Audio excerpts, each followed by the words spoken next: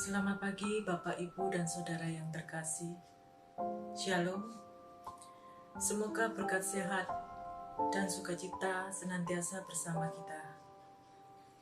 Pagi hari ini kita akan bersaat teduh dengan membaca dan merenungkan firman Tuhan. Namun sebelumnya kita akan berdoa memohon pertolongan Tuhan. Mari kita berdoa. Allah Bapa kami yang bertata dalam kerajaan surga yang mulia, terima kasih Bapa atas segala penyertaan dan berkat yang sudah Tuhan anugerahkan kepada kami sepanjang malam hingga pagi ini. Saat ini kami hendak membaca dan merenungkan firman-Mu sebelum memulai aktivitas kami. Mohon penyertaan-Mu ya Bapa, sehingga apa yang kami pergumulkan kiranya seturut dengan kehendak-Mu. Mohon ampun juga atas segala kesalahan dan dosa kami. Di dalam nama Tuhan Yesus kami berdoa. Amin. Pagi hari ini kita akan bersama-sama membaca firman Tuhan dari Roma pasal 15 ayat 7 sampai 11. Yang demikian. Sebab itu terimalah satu akan yang lain, sama seperti Kristus juga telah menerima kita untuk kemuliaan Allah.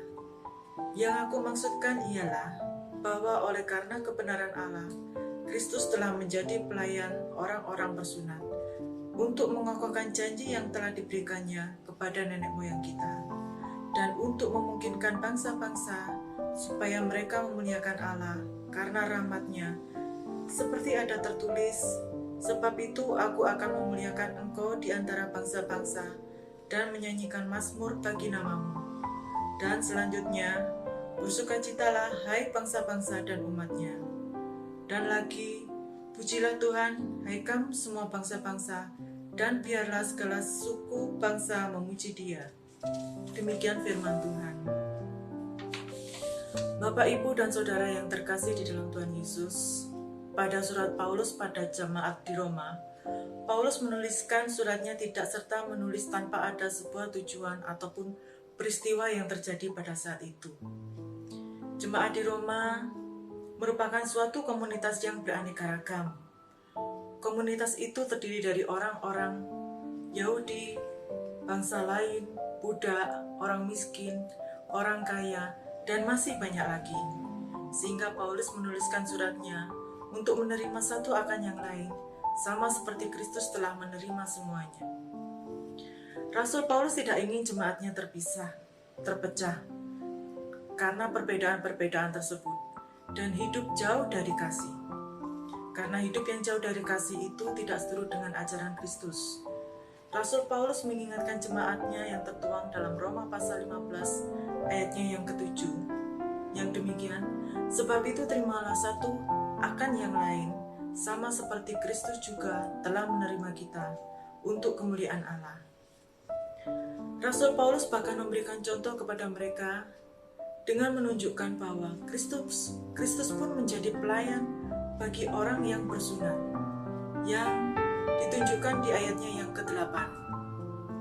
Bapak, Ibu, Saudara yang terkasih, di masa pandemi seperti sekarang ini, di mana banyak saudara kita yang mengalami kesulitan hidup, tidak bisa bekerja, di PHK, belum lagi yang terkena COVID, yang harus isolasi mandiri, sehingga tidak bisa memenuhi kebutuhannya sehari-hari. Apakah kita bisa bersikap egois melihat keberadaan mereka?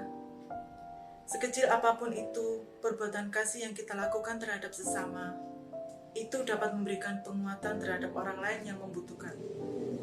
Bentuk-bentuk perbuatan kasih yang terhadap sesama ada banyak cara.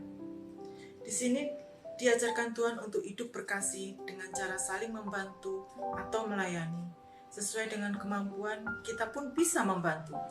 Dengan misalnya, menanyakan kabar, sebagai wujud perhatian yang tulus, memberikan informasi lowongan pekerjaan atau kesempatan usaha, menyediakan bahan makanan atau masakan, atau vitamin yang diperlukan, dan mendukung dalam doa agar mendapatkan penguatan dan pemulihan.